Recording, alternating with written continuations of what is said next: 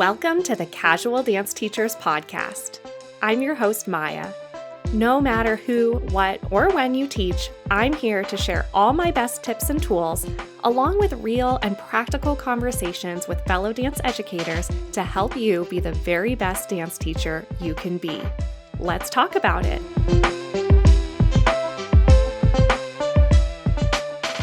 Hello. Thank you so much for joining me again. If you read the title of today's episode and clicked on it on purpose, then you are probably here to delve into some analysis of your strengths, weaknesses, opportunities, and threats, or what we call a SWOT analysis. Thank you so much for being here to do that. I think this is something that everyone should do. It's a fabulous opportunity to take a lot of the guesswork out of goal setting and figuring out where we are, and have a lot of really clear answers about where we are and the direction that we can and should be going. So thank you so much for being here to do that.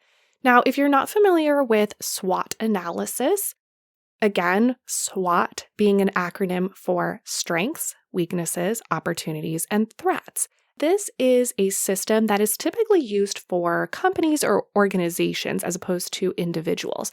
And if you are a studio owner or business owner of any kind, this is absolutely a great opportunity for you. You can do this for your company or your organization. However, being the Casual Dance Teachers Podcast, as I love to say, as often as possible, today I want to take a look at how this system can be used for individual dance teachers. It's not really typically applied in that way to an individual, but the system can totally work for you as a dance teacher. If you're wondering why you would do this, what is the purpose of this? Like, what are we trying to accomplish? Here's what I'm thinking when I'm doing this for myself as an individual dance teacher. First of all, if you happen to be in the market for a new job, you're wanting to break into the industry to be a dance teacher for the first time, or be a choreographer or a judge or anything like that for the first time, I think it's really important to do this first and then look for jobs that align with what you found in your results to assess if and how this new studio or company aligns with you personally as a teacher. So it'll help you find out what it is that you're looking for and what it is that you're wanting. If you are already working at a studio, or you already have a job or jobs that you are working as a dance teacher, and maybe you're feeling a little bit burnt out, or maybe there are just little things that bug you, but you brush them off because you're like, it's fine, like it's a job, but you just always have that nagging feeling that little things bug you, or things could be better, or, I really feel like I've been in this same situation for a year, 5 years, 10 years, and I've been so used to this schedule, but I don't feel like I'm growing. I don't feel like I'm getting any closer to the goals that I had when I first started this job or this situation. Or maybe you're looking at your students and you're saying, I really like it here at this studio where I teach, but I don't feel like my students are growing the way I think that they should be. And maybe you only see them once a week, but they go to the studio multiple times a week, and you're saying, I wonder what it is that is preventing them from growing the way that I think that they should be. And all of these situations are things where it's really good to analyze the strengths, weaknesses, opportunities, and threats that are present in that situation to understand what you can control, what you can't control. And once you know that and you have that broken up, what are the things that you are willing and able to tackle and change? And what are the things that are just not worth it? When is it time to step away because those things are just too far beyond you? Or is everything actually really great and you just kind of needed that outside perspective on the situation to understand just how valuable the opportunity really is? You never know until you kind of delve in and analyze it. So I'm going to take you through the process of analyzing through this lens. And then at the end, I also have an additional resource that you can use if you want to do this yourself in a really nice, organized way. So stick around to hear more about that. here's what you're going to do if you want to analyze your strengths, weaknesses, opportunities, and threats as a dance teacher. So essentially, we are looking at these 4 things as 4 quadrants. And within those 4 quadrants, you have 2 pairs. Strengths and weaknesses are going to be paired up, and opportunities and threats are going to be paired up. Why is that? Your strengths and weaknesses are going to be only internal factors. Those are you things. Those are things that are going on within yourself.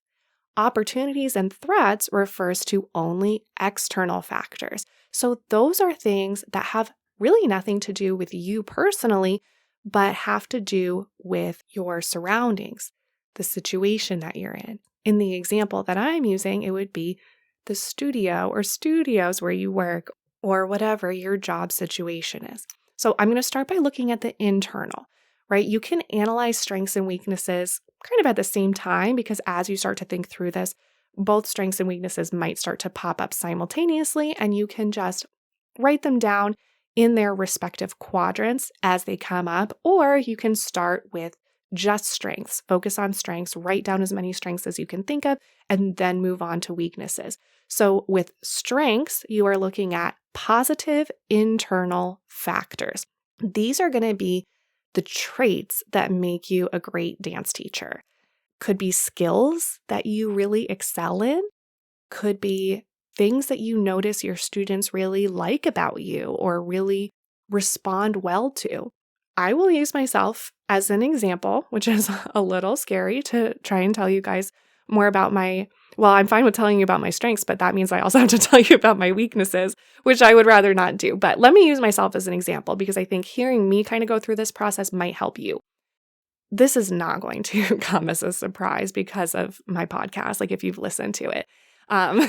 So the reason why I started the podcast is because I wanted to share some of my strengths with the dance educators who have different strengths. I'm very goal-oriented. I really enjoy and I'm very good at breaking things down to be able to focus on what's really important and then putting the pieces together to create a whole. That's just how my brain works. And so that's the area where I really excel. I also want to just give myself a little pat on the back and say I'm a good choreographer and I have a lot of creative ideas and I love coming up with original movement and original ideas as a choreographer. So for teaching in a studio setting, I think I'm a very strong choreographer and that's something that I do really well. So those are internal things about me that are positive, that contribute positively to my dance teaching. Weaknesses are going to be your internal negative factors. So what are areas where maybe you don't connect with the students well, or you lack skill in certain technical elements of the style of dance that you teach? This unfortunately really does apply to me, both of those things. I don't do super great at remembering terminology. I have like a goldfish memory. So sometimes when I'm teaching in class, I will blank on the term for the step that I'm teaching and I'll have to look it up. That's a weakness of mine because I would rather be a lot quicker and be able to pass on terminology to my students a lot easier. I also am like a mega people pleaser and I hate conflict. So if and when I get into the situations where a student or a parent is challenging me, I struggle to maintain those healthy boundaries. And that's a huge issue because consistency to all students, all parents, like everyone within the studio is so important. If you can't be really consistent and give the same answer to everybody every time, you're only going to create more conflict. But in situations where like it's very clear in the studio handbook what the policy is, how things are to be dealt with, and a parent comes to me and they're like really challenging me and they're saying like, well, I don't think that should apply to me because XYZ. I just have such a hard time being like, well, that's what it says in the handbook. So, you're probably gonna have to take it up with the studio owner because I really can't say anything otherwise because I just want to be so nice and like solve everybody's problems for them. But really, like I said, that just creates more problems. So that is a weakness on my end. And I have zero intention of ever opening a studio. But let's say that was a path that I was exploring. Like, I'm teaching in a studio and I was like, I really want to open my own studio. Let me do this SWOT analysis. And I came across that same weakness of having a hard time with boundaries. Man, I would really have to make sure that my studio handbook was so super duper duper clear on policy so that I could just whip out the handbook as opposed to having to try to voice and kind of solve things myself, because I would just know that that's an area where I'm going to struggle. Okay. So if you want to right now, you can take some time to write down your own strengths and weaknesses, those internal factors that really work well for you and might hinder you. And then we're going to move on to opportunities and threats. And these are those external factors. So opportunities, in the example of a teacher that's teaching in a studio, what does a studio provide for you? For example, do they let you use the studio space for free or give you a discounted studio rate for working on your own projects? Do they support your choreographic pursuits by giving you a lot of creative freedom, giving you a platform to create choreography in unique and exciting ways? Do they give you gifts? Do they give you free dance apparel, free classes? Do they give your kids free classes? Do they give you discounts on things?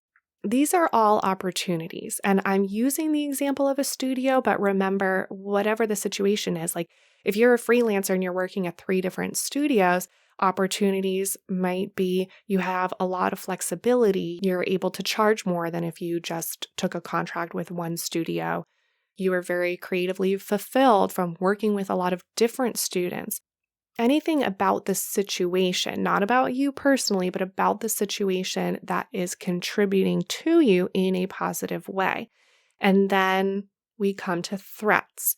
So these are those external negative factors. And these are the areas that drive teachers away from working at a studio or drive teachers away from teaching dance at all, because sometimes the threats just really wear on you. But it's good to know them so that you can address them. So threat sounds like such a strong word. It might be hard for you to come up with something here because you're like, no, everyone's nice to me. Like, it's nothing like that. You don't need to think about it as something really serious, but just think back to when you first started teaching dance. What was your objective? What was your goal? And maybe that has changed. So right now, what is your current objective or your goal as a dance teacher? Is it just to make money? Or are you really looking for a platform to explore your creativity? Are you looking right now to build your resume so that in the future you can open your own studio or pursue different avenues within your career? But right now you just really need to get more experience and get more on your resume. Have your goal in mind. And then take a look at your current situation and say, what are the threats to that goal within this? So, for example, if your goal is to make money and you're not making enough money, that's a threat. If your goal is to have a platform to choreograph and be creative, but your studio owner assigns you your music for the recital, assigns you your costume, or says, you have to pick from A, B, and C, and that feels stifling to your creative expression, that's a threat to your goal. If you really want to build your resume and get as much experience as possible, but your studio owner wants you to sign a contract that says you can only exclusively teach for them, and they own anything that you create in the time that you're there, that's probably going to work against your goal. The reason why we do this whole analysis is because once you have these things down, you want to always go back to that goal and say, how can we leverage this information to get me closer to my goal? So any of the examples that I gave as a threat might be totally fine for one teacher. But if they are a threat to your goal, then you need to address them either by having a conversation with whoever is kind of like responsible for posing that threat, negotiating, trying to diminish the threat, trying to make it so that it's not standing in the way of your goal. Or if you can't do that, walk away, right? Figure out where you need to go, where those threats are not going to stand in the way of your goal.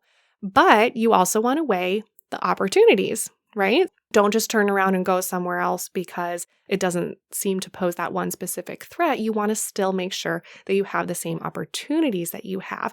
And that's why negotiation can be really important, because if you have a lot of opportunities in your current situation, but there's one or two threats that are making you go, I just don't love this. Like, this isn't perfectly aligned with what my long-term goals are. Have that conversation.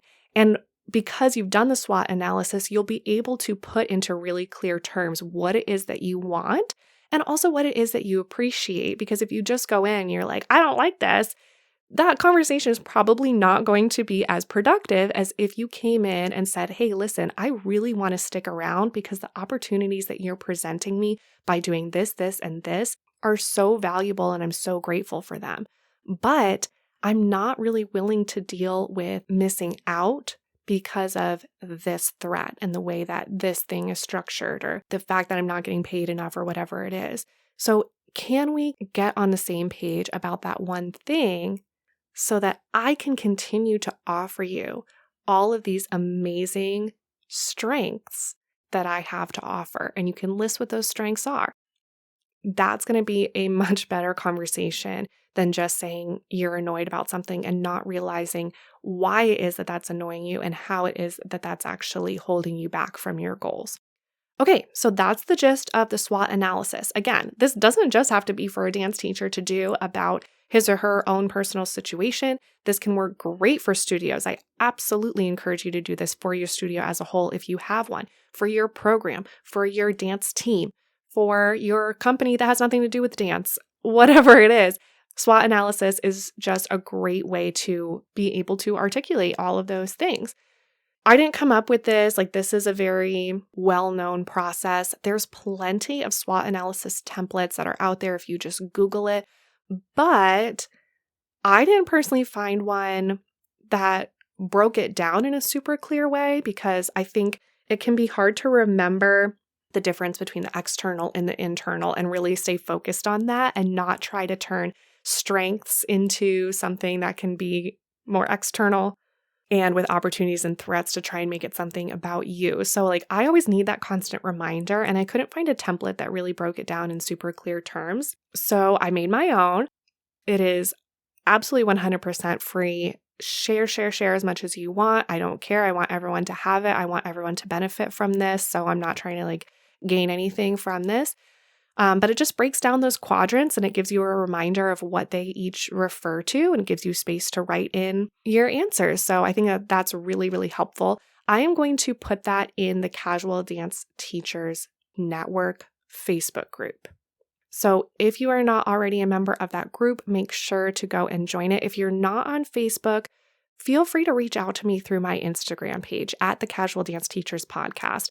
If you hop into my DMs on there and you say, hey, I'm not on Facebook, can I have your download? 1000% yes, you can have it. Like I said, I'm not trying to gatekeep. I'm just trying to find an easy place to put it where people can find it and share it. So go to the Casual Dance Teachers Network on Facebook.